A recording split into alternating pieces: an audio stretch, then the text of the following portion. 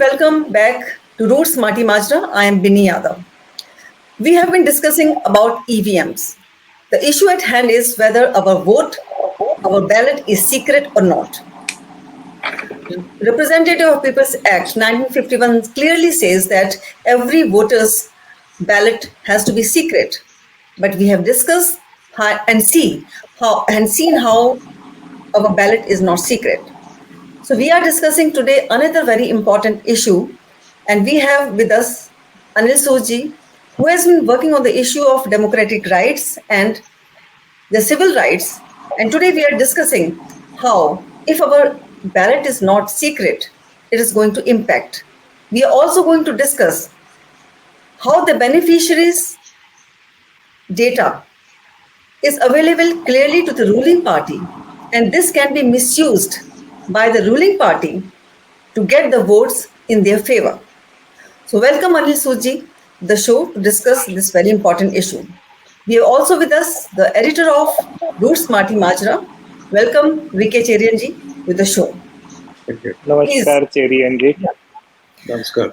So, the biggest issue at hand is that ruling party has the access to the numbers, to the voters, those who vote them, and they can just intimidate them. They can use different kind of coercion methods.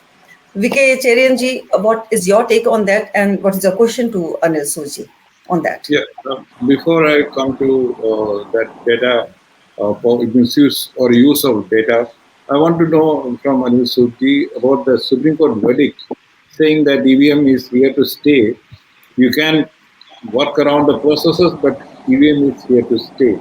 So, what is, as an activist, what is your take on the verdict? My take, I am a sad person today. For simple reason that entire data of 373 constituencies ADR has painfully collected and showing the differences.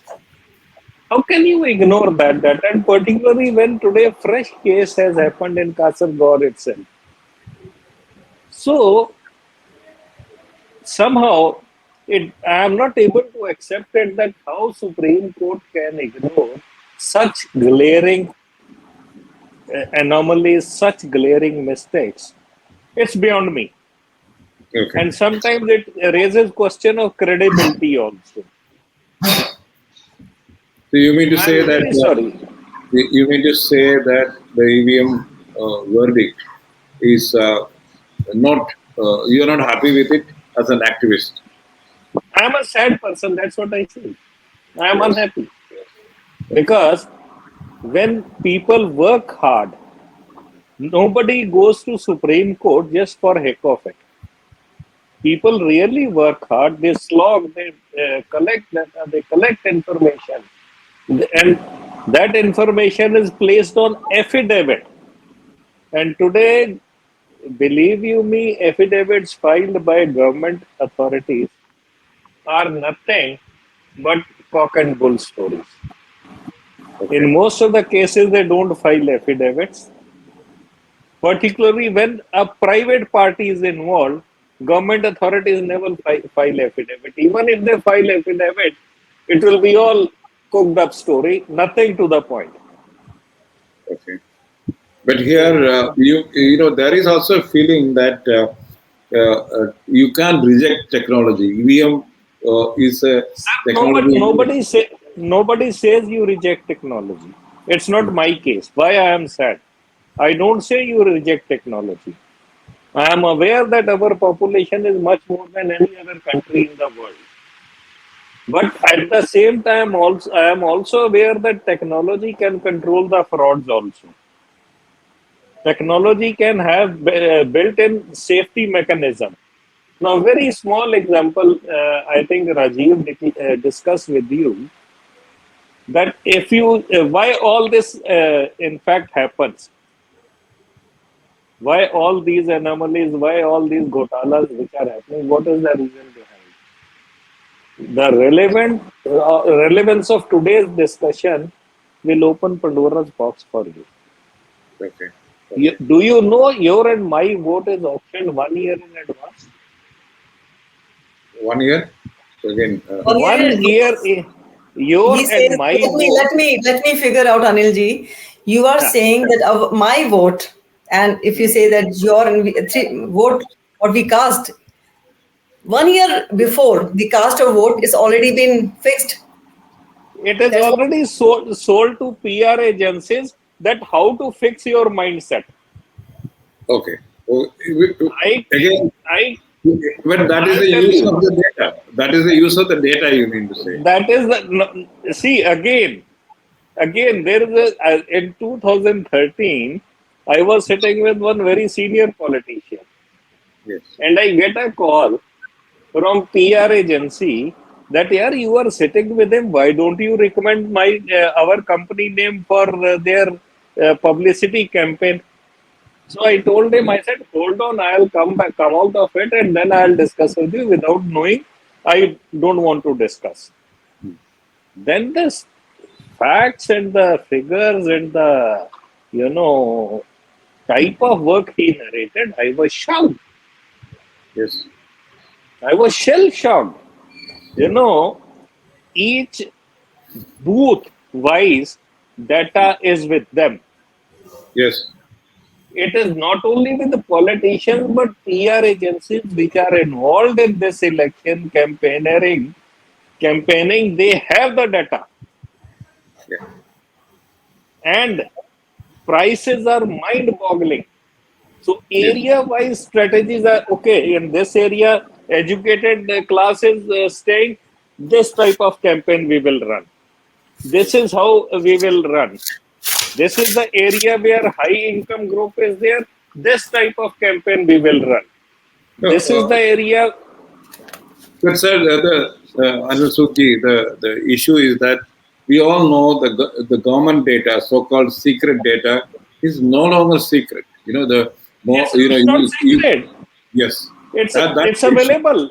It's Yes, available to it's everyone. It available is for a price. available for a You know price. For a price. the Yeah, top yeah. brass thinks that it is all secret, but it is not. We all know it.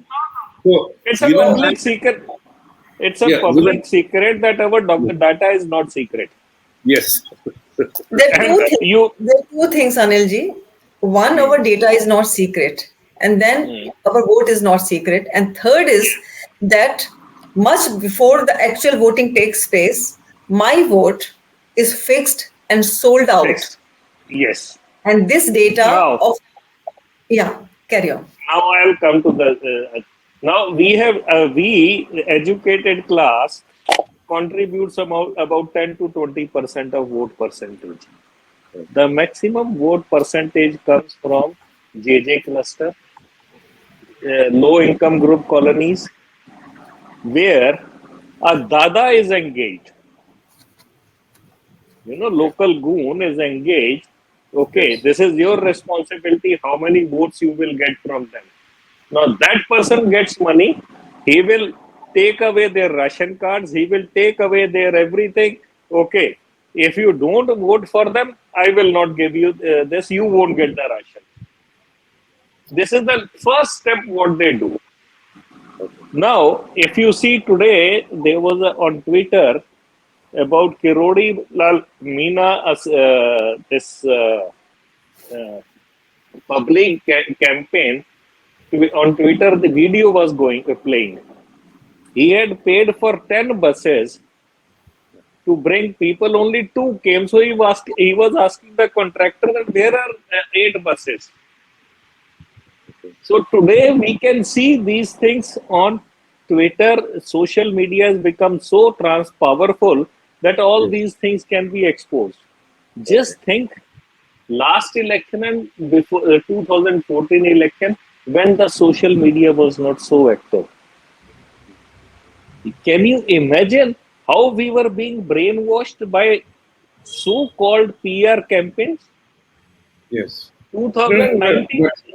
but can you also at one level can you also blame the political parties? Their job is to get maximum number of votes by any See, means. You know, winning is sir, their philosophy, and sir, for that they will employ all means.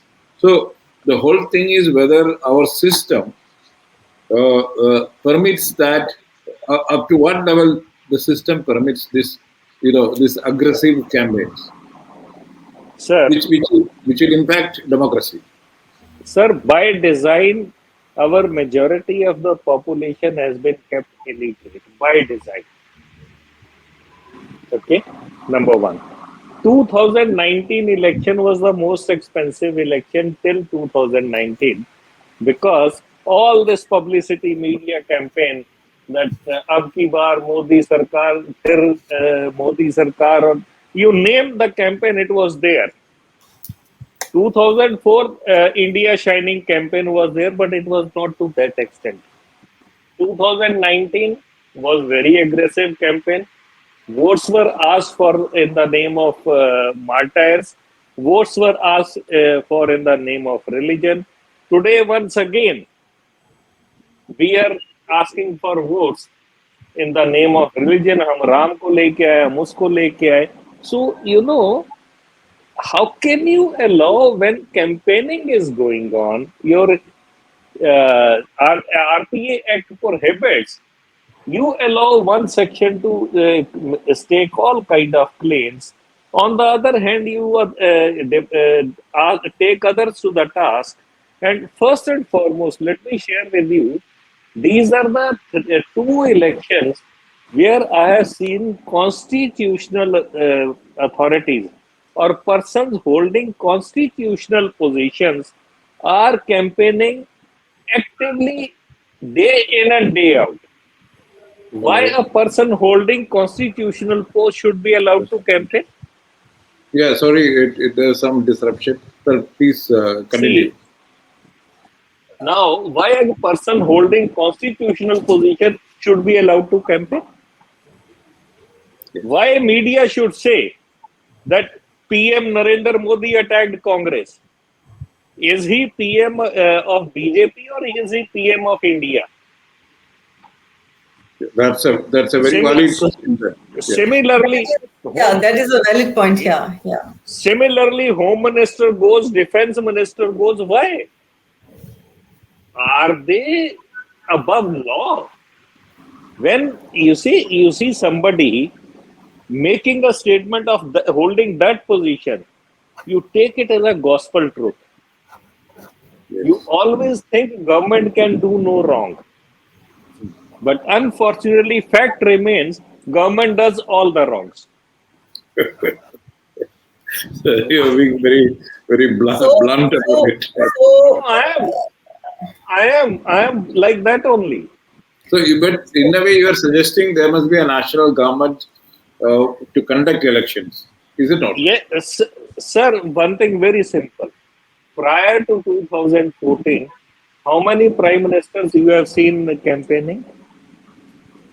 Yes. How many defense ministers or how many union ministers you have seen campaigning? Yes. Because there was a respect for the chair. Yes. It was not the political party which was sitting in the government, it was the government which was occupying an office. Today, Yes. government itself has jumped into the bandwagon of poll campaigning. Why? Yes. Just compare four words. Earlier it used to be Bharat Sarkar. Now it is Modi Sarkar. Sarkar, you eliminate two common words. Can you equate Modi with Bharat? So that's a real political question which people have to answer. But what you said about the government going to polls, that's very relevant. And that's where we thought that there must be discussion around it. Where the government beneficiary programs, political analysts bluntly say that this party, the ruling party, has given 10 crore people various largesses or various benefits, like whether it is drinking water or LPG or houses. So they expect all the 10 to vote for that particular party. When you blur the difference between Bharat Sarkar and the party, that's what happens. And that data is available with the ruling party, not necessarily with the opposition. And I have asked many opposition leaders, why don't you demand that data to be public? But most of them are reluctant because they think that it's an advantage once you rule No, once you are a ruler. I'll answer.